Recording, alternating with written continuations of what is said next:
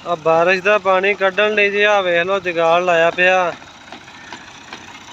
इधरों अगे नहर चो पैप लाई दी सी पानी चोरी करने तो अज नहर वास्ते देन लग पे। गंगा उल्टी बह गई आ पानी को नहर का पिछों नहीं आ रहा, सारे जिमीदार पखियां चक चक के सिटी जाते नहर विच।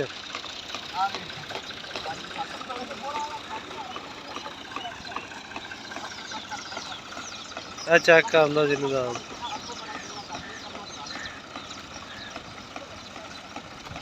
ये फसलों चों बारिश का पानी चक के नहर नूं हुण जा रहा।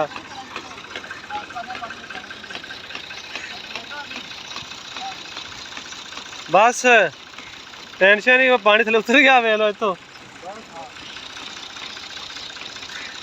पानी सीधा हो गया ना, खाली बन गई।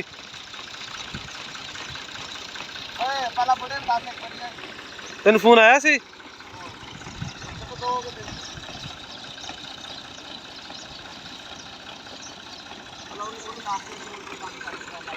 मैं वीडियो सेंड कर देना।